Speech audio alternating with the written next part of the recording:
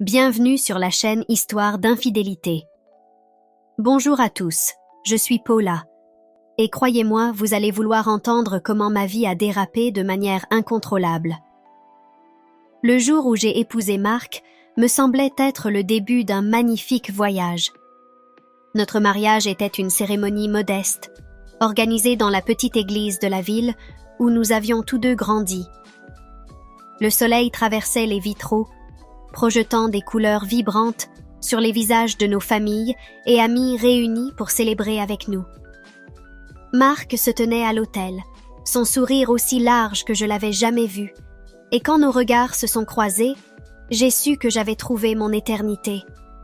Nous n'avions pas grand-chose, mais nous avions l'un l'autre, et c'était suffisant. Après la cérémonie, nous avons organisé une simple réception dans le jardin de la maison de mes parents. Il y avait des rires, de la musique et des toasts chaleureux à notre avenir.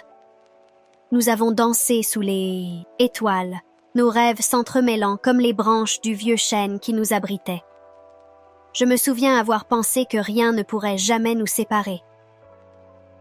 Quelques mois après le mariage, Marc a suggéré que nous déménagions à la ferme de sa famille, située à quelques heures de route à la campagne. Son père, Jacques, vivait seul depuis le décès de sa femme, et Marc ressentait un devoir profond de l'aider. Ce n'était pas une décision facile pour moi. Je n'avais jamais vécu dans un cadre aussi rural, et l'idée de quitter le confort familier de notre ville me remplissait d'inquiétude. Mais j'aimais Marc, et je savais à quel point la ferme comptait pour lui. Alors, avec une certaine appréhension, j'ai accepté. Le trajet jusqu'à la ferme était long et sinueux, nous faisant traverser des collines ondulantes et des forêts denses.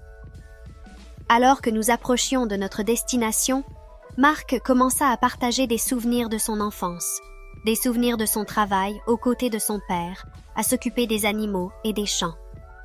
Il y avait une lueur dans ses yeux quand il parlait, une connexion profonde avec la terre que je n'avais pas entièrement comprise jusque-là. Je commençais à réaliser que cet endroit était bien plus qu'une simple propriété pour lui. C'était une partie de son âme. Quand nous sommes arrivés, Jacques nous a accueillis à bras ouverts. C'était un homme grand, aux épaules larges, les mains rugueuses à force de travail. Malgré la tristesse qui persistait dans ses yeux depuis la perte de sa femme, il nous a chaleureusement accueillis, nous montrant la maison où nous allions vivre. C'était une charmante structure en bois, avec un grand porche donnant sur les champs étendus. La maison avait une atmosphère nostalgique, remplie des souvenirs de la famille qu'il avait construite de ses propres mains. En déballant nos affaires, je ressentais un mélange d'émotions, de l'excitation pour cette nouvelle aventure, mais aussi un profond sentiment d'inquiétude. La ferme était belle, mais elle était aussi isolée, loin de la vie que j'avais connue. Je me demandais si je m'y sentirais un jour vraiment chez moi. Les premières semaines à la ferme furent un tourbillon de nouvelles expériences et de défis. J'ai rapidement appris que la vie à la campagne n'avait rien à voir avec la vie que j'avais laissée derrière moi. Les journées commençaient tôt, bien avant que le soleil ne soit complètement levé, et étaient remplies de tâches que je n'avais jamais effectuées auparavant. Je passais mes matinées à nourrir les poules, traire les vaches et apprendre les bases du jardinage sous la direction patiente de Jacques. L'après-midi, je nettoyais la maison, préparais les repas et essayais de rendre notre nouveau foyer aussi confortable que possible. Marc, quant à lui, semblait s'épanouir dans cet environnement. Il se réveillait avant l'aube, impatient de commencer sa journée à travailler dans les champs aux côtés de son père. En le regardant, je voyais à quel point cette vie lui avait manqué. La ferme faisait ressortir un côté de lui que je n'avais jamais vu auparavant. Une connexion profonde avec la terre, un sens du devoir qui le faisait revivre. C'était à la fois beau et douloureux à voir, car je réalisais que tandis que Marc se reconnectait à ses racines, je peinais à trouver ma place. Au fil des jours, je me suis sentie de plus en plus isolée. Marc était souvent trop occupé pour passer beaucoup de temps avec moi. et je me retrouvais seule pendant de longues périodes de la journée. La ferme était paisible, mais la solitude était écrasante. La vie animée de la ville me manquait, la familiarité de ma vie d'avant, et par-dessus tout, la proximité que j'avais autrefois partagée avec Marc. C'est pendant ces jours solitaires que j'ai commencé à passer plus de temps avec Jacques. Il avait une force tranquille, une stabilité qui m'apportait du réconfort. Il me racontait des histoires sur sa vie, sur comment lui et sa femme avaient construit la ferme à partir de rien, sur l'amour qu'ils avaient partagé.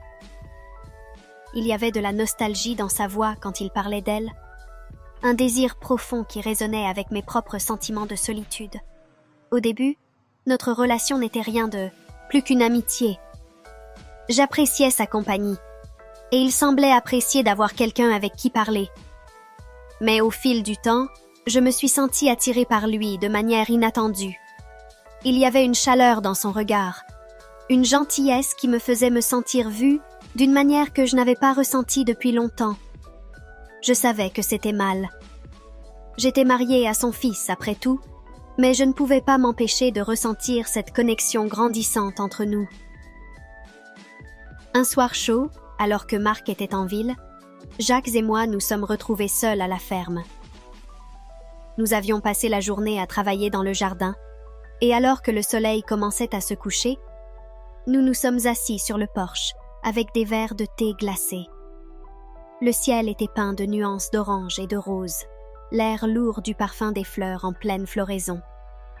C'était une soirée parfaite, le genre qui fait sentir le monde en paix.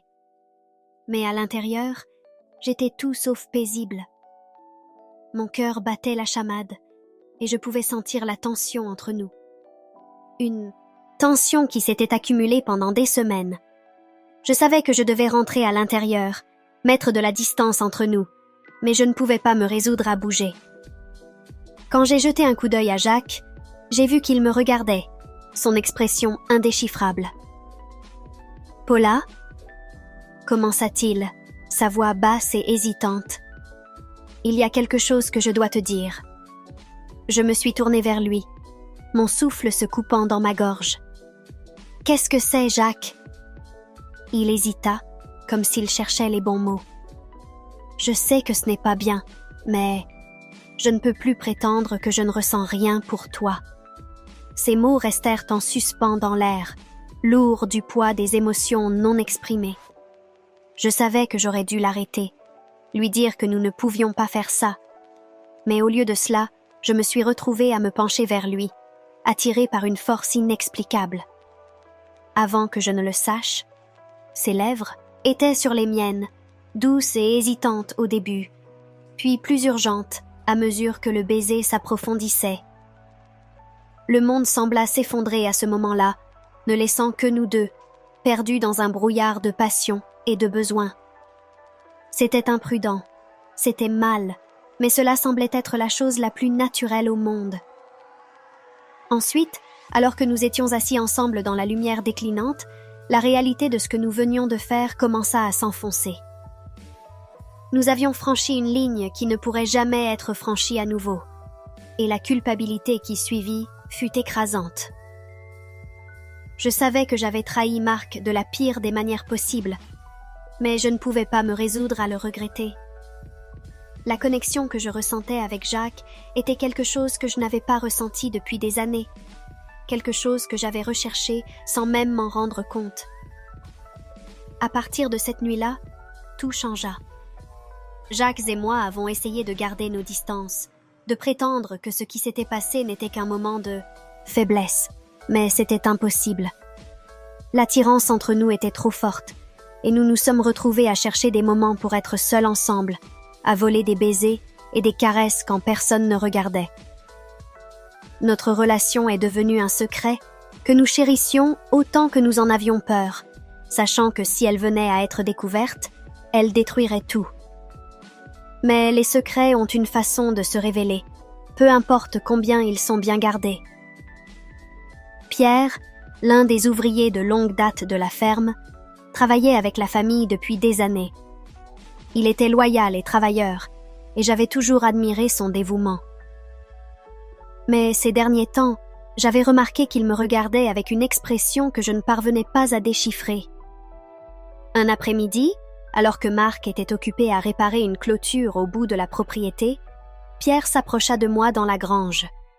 J'étais seule, en train d'empiler des bottes de foin, essayant de détourner mon esprit de Jacques et du filet de mensonges dans lequel nous étions pris. « Madame Paula » commença Pierre, sa voix hésitante. « Puis-je vous parler ?» Je me retournai vers lui, essayant de dissimuler l'anxiété qui montait en moi. « Bien sûr, Pierre. Que se passe-t-il » Il se tortillait sur place, les yeux baissés.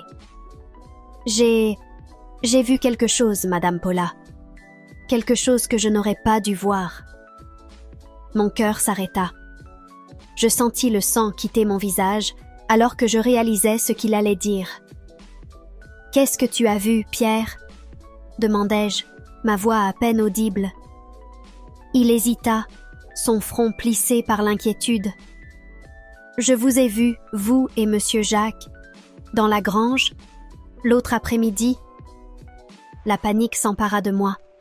C'était le moment que je redoutais. Pierre savait. Et si Pierre savait, il ne serait qu'une question de temps avant que tout le monde ne le sache aussi, surtout Marc. « Pierre, s'il te plaît !»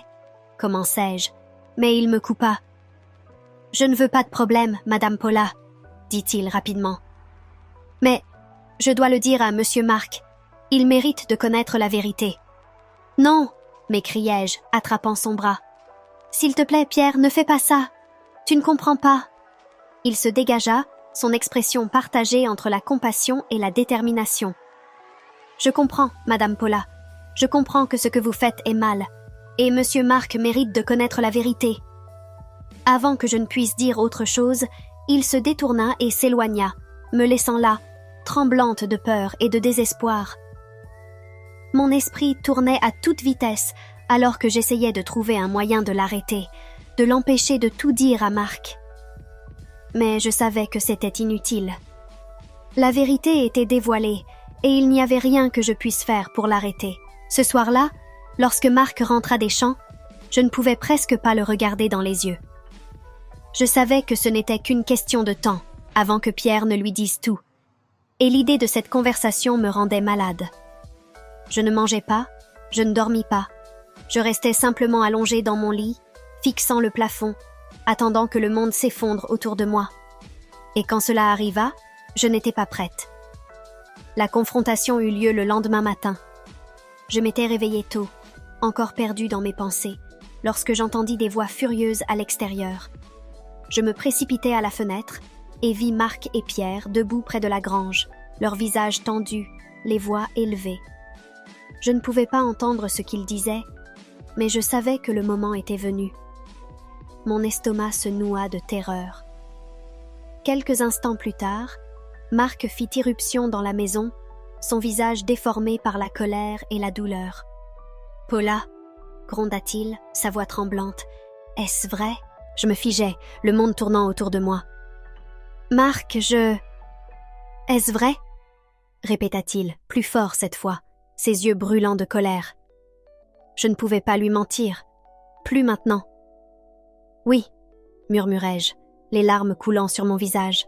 « C'est vrai. » Marc recula, comme si je l'avais frappé.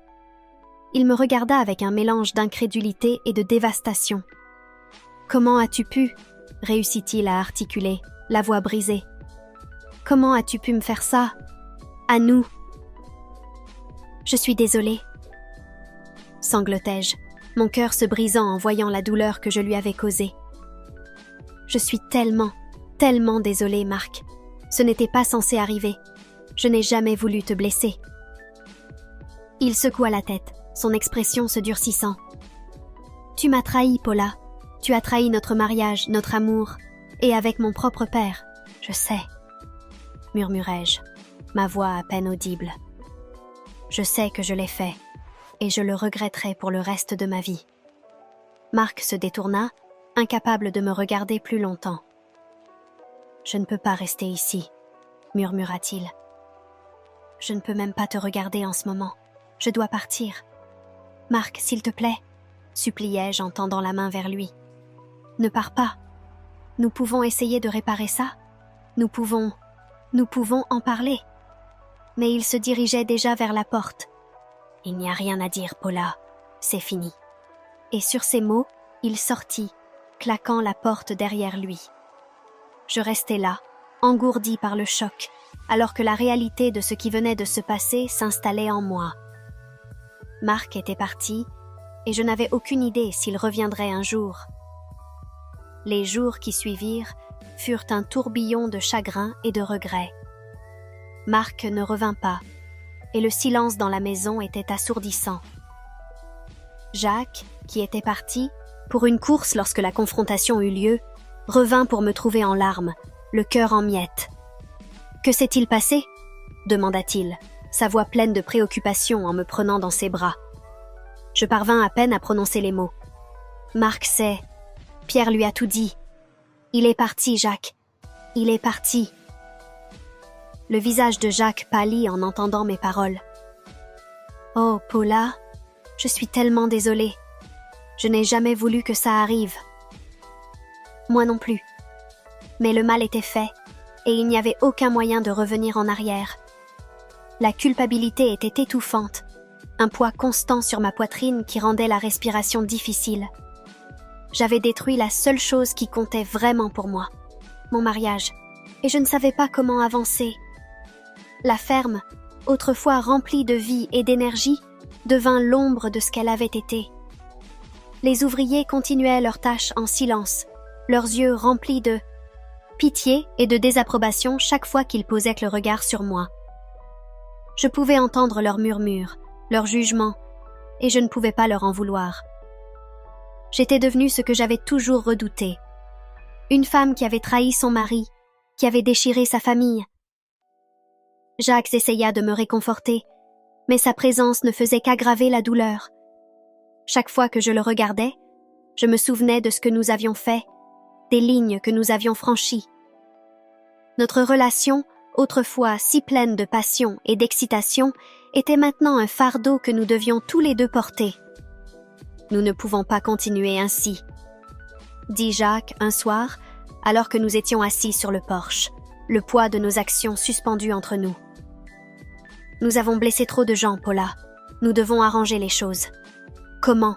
Demandai-je, ma voix vide. Comment pouvons-nous arranger cela ?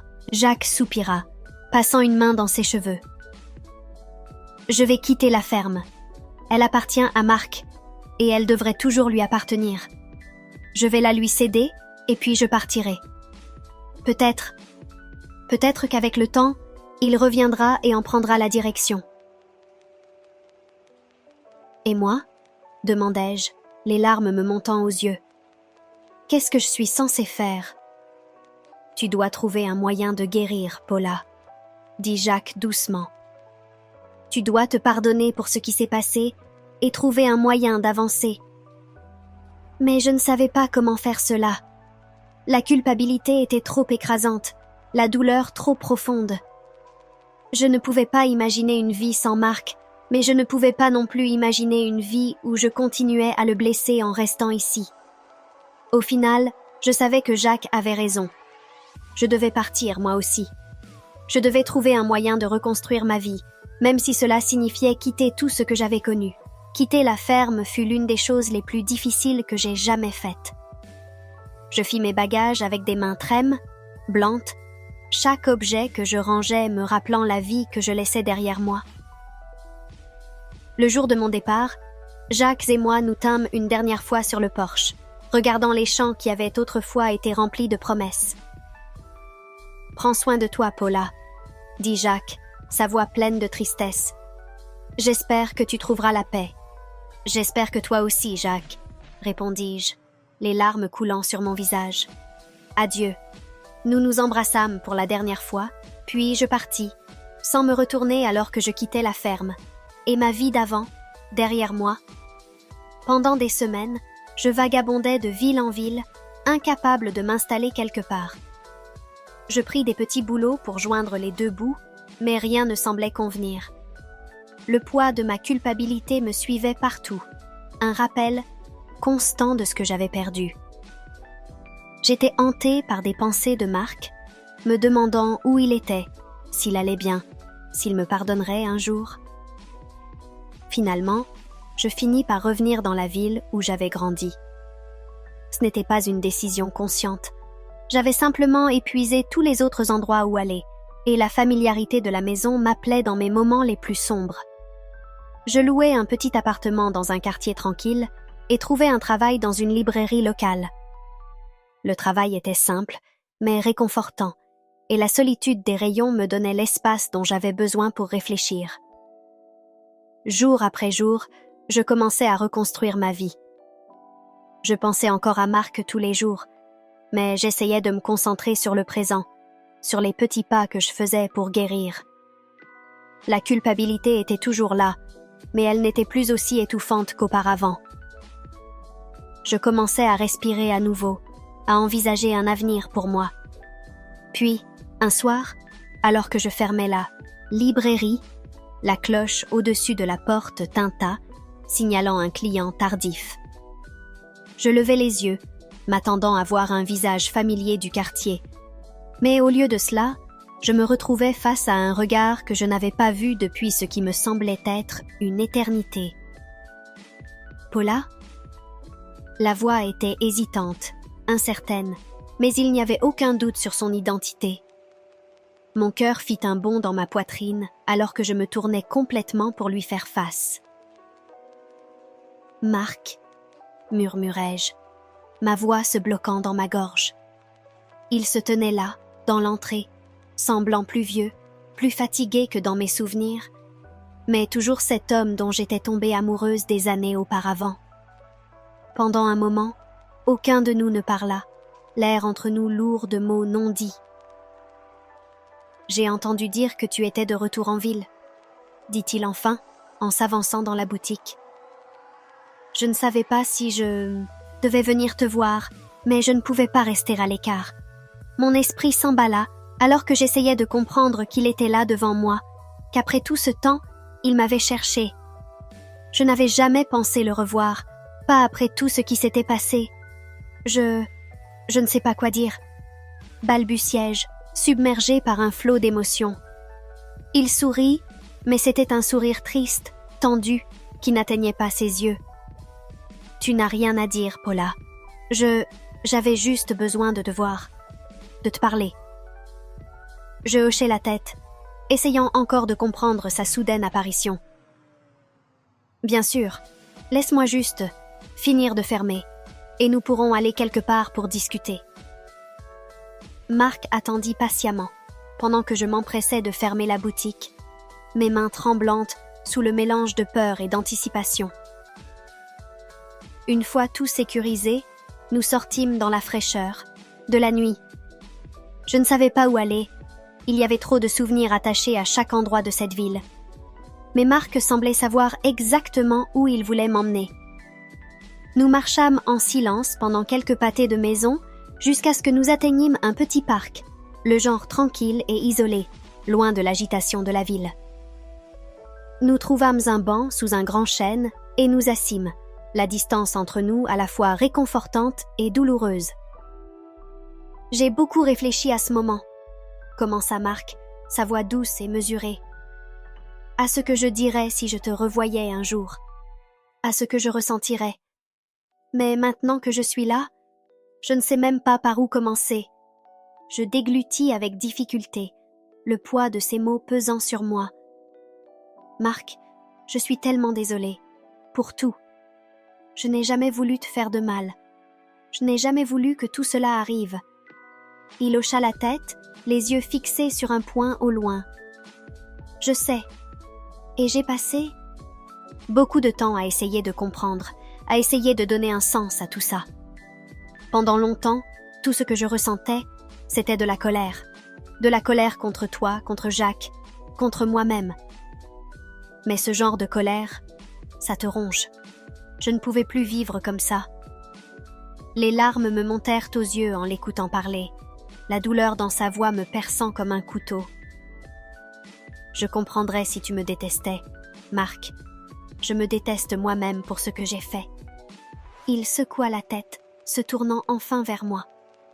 Je ne te déteste pas, Paula. Je ne pense pas que j'aurais jamais vraiment pu. Je t'ai aimé. Je t'aime encore, d'une certaine manière. Mais ce qui s'est passé, ça a tout changé.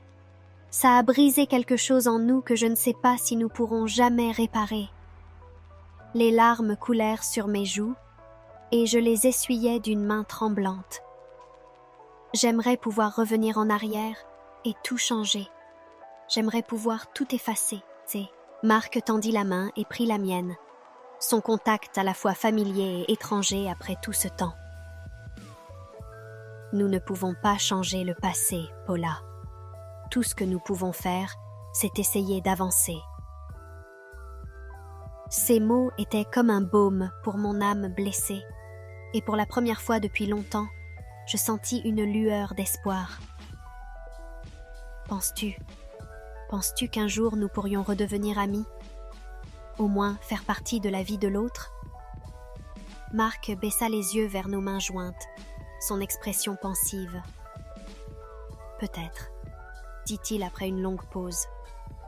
Peut-être, avec le temps. Mais je pense que nous devons tous les deux guérir d'abord. Nous devons tous les deux comprendre qui nous sommes maintenant, après tout ce qui s'est passé. Je hochai la tête, comprenant la vérité de ses paroles. Nous avions traversé tant de choses, et les blessures que nous nous étions infligées étaient encore trop vives. Mais le fait qu'il soit prêt à envisager la possibilité d'une amitié était plus que ce que j'avais jamais espéré. « Je suis contente que tu sois venu, Marc, » dis-je en serrant sa main. « Ça signifie beaucoup pour moi. » Il sourit, un sourire sincère cette fois, et c'était comme un rayon de lumière perçant l'obscurité. « Je suis content d'être venu aussi. J'avais besoin de ça, de cette fermeture, je suppose. » Nous restâmes assis là encore un moment, à parler des détails banals de nos vies depuis la dernière fois que nous nous étions vus. C'était étrange, mais aussi réconfortant, de retrouver ce rythme familier de conversation. Et quand il fut temps de se séparer, il n'y avait pas d'amertume, pas de colère, juste une compréhension tranquille que nous étions tous les deux sur nos propres chemins vers la guérison. Alors que je regardais Marc s'éloigner, disparaissant dans la nuit, je ressentis une paix s'installer en moi. Ce n'était pas la fin, c'était un nouveau départ, une chance de finalement avancer, de recommencer et de trouver un moyen de me pardonner pour les erreurs que j'avais commises. Mais alors que je me tournais pour quitter le parc, quelque chose attira mon attention. Quelque chose de petit et brillant sur le sol près du banc où nous étions assis. Je me penchai pour le ramasser et mon souffle se coupa. C'était une bague, l'alliance de Marc, celle qu'il avait portée le jour où nous avions échangé nos vœux, celle qu'il avait refusé de retirer même après que tout se soit effondré. Mon cœur battait la chamade, alors que je fixais la bague dans ma main, le poids de celle-ci lourd de signification. L'avait-il laissée tomber par accident? Ou l'avait-il laissée là, pour que je la trouve, un dernier geste de fermeture? Je regardais autour de moi, espérant apercevoir Marc, mais il était déjà parti. Je restais là un long moment, la bague serrée dans ma main, essayant de comprendre ce que cela signifiait. Puis, en prenant une profonde inspiration, je glissai la bague dans ma poche et m'éloignai. Mon histoire n'était pas encore terminée. Il restait encore des chapitres à écrire, encore des leçons à apprendre.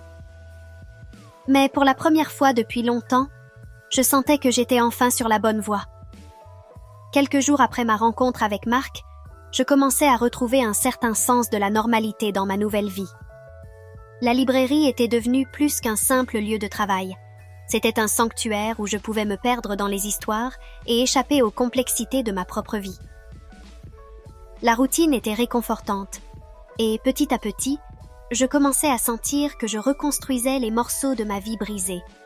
Mais il restait une pièce qui ne s'ajustait pas tout à fait, Jacques. Je n'avais pas eu de nouvelles de lui depuis le jour où j'avais quitté la ferme, et une partie de moi avait espéré que je n'en aurais jamais. Mais la vie a une façon de vous confronter aux choses que vous préfériez éviter, et cette confrontation arriva un soir tranquille, alors que je me préparais à fermer la boutique. La cloche au-dessus de la porte tinta, et je levai les yeux pour voir Jacques debout là, son visage marqué par l'épuisement et quelque chose de plus profond. Le regret, peut-être. « Paula », dit-il, sa voix chargée d'une émotion que je ne parvenais pas à identifier. « Je t'ai cherché. » Je sentis un nœud froid se former dans mon estomac. « Jacques, que fais-tu ici ?» Il s'avança dans la boutique, ses yeux cherchant les miens. « J'avais besoin de te voir. Je ne pouvais pas simplement laisser les choses comme elles étaient. » Je pris une profonde inspiration, essayant de stabiliser les émotions tourbillonnantes en moi. « Il n'y a plus rien à dire, Jacques. Nous avons fait nos choix et nous devons vivre avec. »« Peut-être, » dit-il doucement, « mais il y a quelque chose que tu dois savoir. Quelque chose que je ne t'ai pas dit avant. » Je fronçai les sourcils, confuse. « Que veux-tu dire ?» Il hésita, comme s'il pesait ses mots avec soin.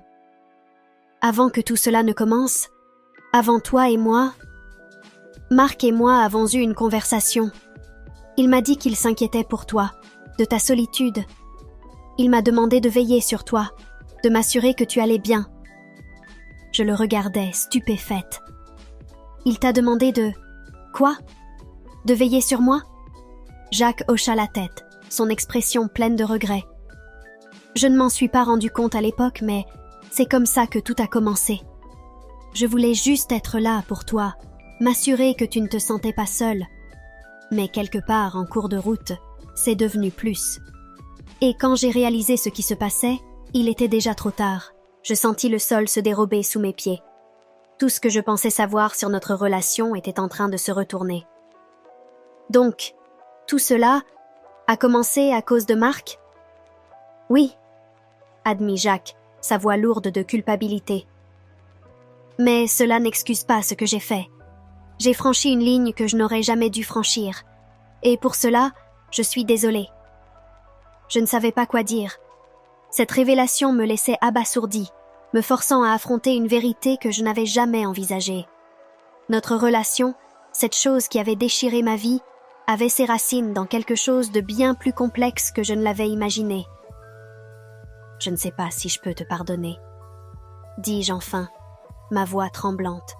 « Je ne sais pas si je peux me pardonner. » Jacques me regarda avec tristesse dans les yeux. « Je comprends. Je voulais juste que tu saches la vérité. Je pensais que tu le méritais, au moins. » Nous restâmes là en silence, le poids de sa confession s'installant entre nous.